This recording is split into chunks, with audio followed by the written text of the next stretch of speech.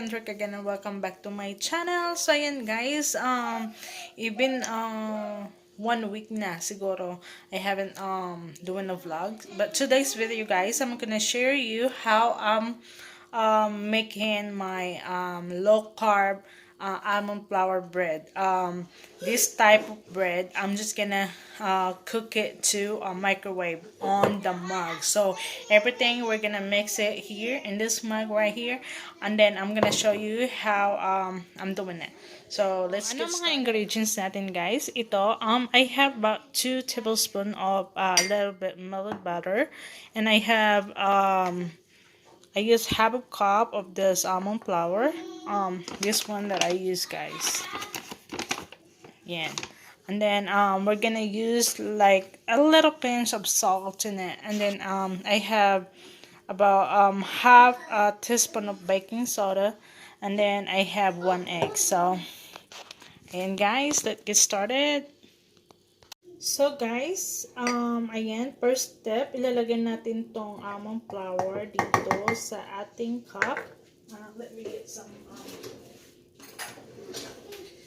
And then next natin i-add guys is yung ating egg na. So ayan. Everything, you're gonna mix it to 1 mug. So ayan guys, I'm gonna add the 2 tablespoons of melted butter. Ayan. You can use, some people use olive oil, but since this like a high fat low carbs diet, I'm doing a ketogenic diet, so this is the best for me. So I'm gonna use about half of teaspoon of baking soda. So ayan.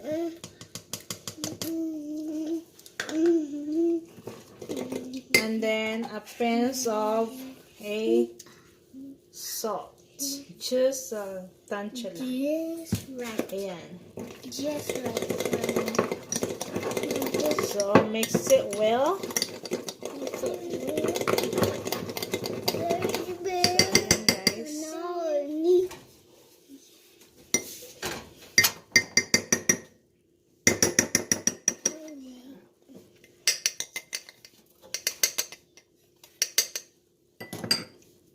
Ayan guys, so ready na siya para sa microwave. So ayan. So ayan yung itsura niya guys. So ilalagay lang natin siya na maybe 45 to 50 seconds on the microwave. So let's go.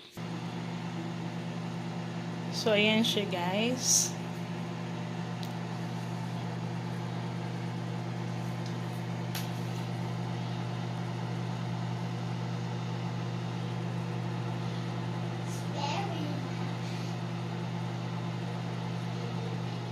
So, ayan guys, after 50 seconds on the microwave, tapos ng ating low carb almond flour bread. So, it's very easy guys, very low carb.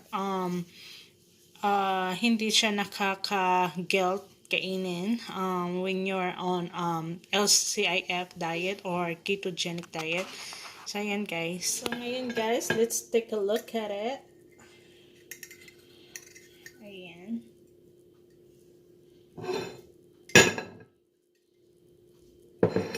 So, ayan siya guys. It's very easy. You can put cheese on it also. You know, desired cheese you want. Make sure na ano siya sa, pasok siya sa low carb. Ayan. So, normally is cream cheese guys at mozzarella cheese ang ginagawa ko, but today I just want it plain para sa aking size later.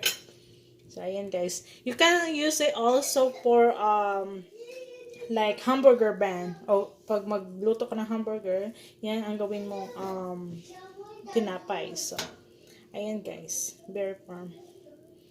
So ayan.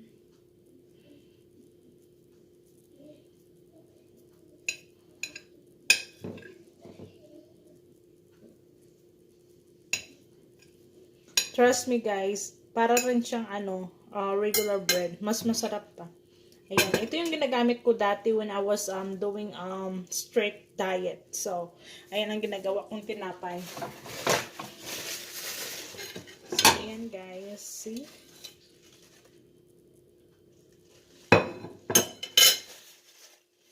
So, ayan guys. Madali lang siyang gawin. At very low carb. So, if you're doing LCIF or low carb diet, this bread um most recommended. So, ayan guys. So, ayan guys, tapos na natin gawin ang ating low carb bread on the mag at saka microwave cook lang siya. So, ayan guys, thank you guys so much for watching. So, please like and subscribe my channel if you haven't yet. And, abangan nyo guys, I'm gonna share more recipe for low carbs also. So, ayan guys, thank you so much for watching. Bye-bye!